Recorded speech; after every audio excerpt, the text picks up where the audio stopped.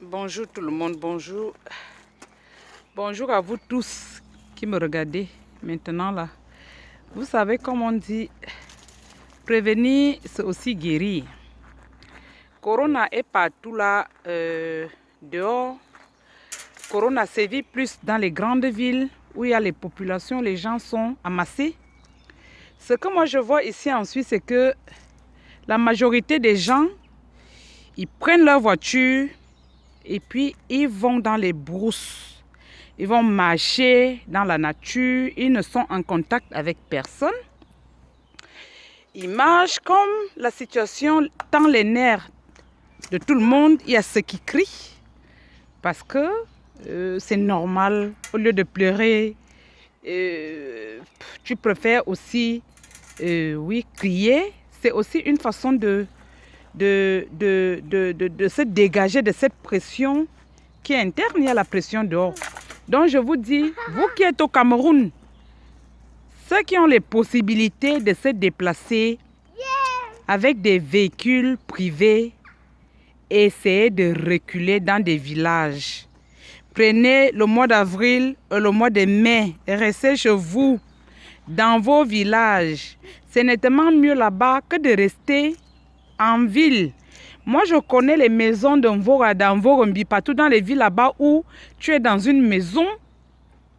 La maison est trouée, même ce qui fait que même si ton voisin d'à côté, le plus proche même, est contaminé, l'air qui vient de ton voisin là, ça vient te trouver chez toi, même si tes portes sont fermées.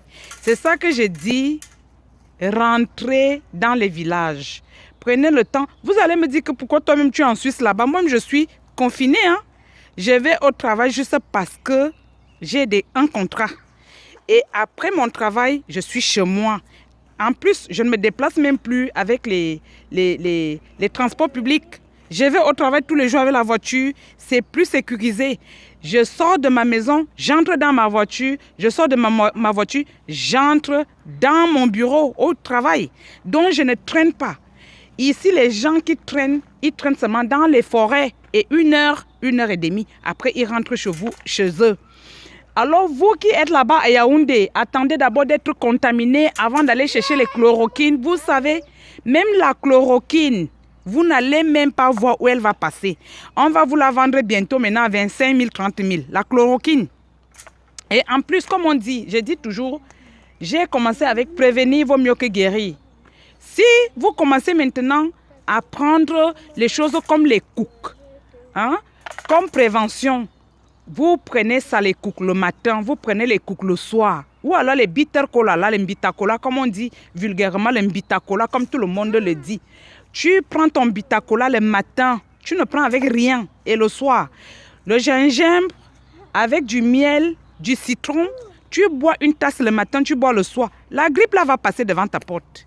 Parce que quoi, tout ça là agit dans le système immunitaire. Tout ça là aide les globules blancs à combattre ce qui vient de dehors, ce qui vient attaquer notre intérieur. Parce que l'intérieur, là, comme vous voyez, là, c'est pas très fort.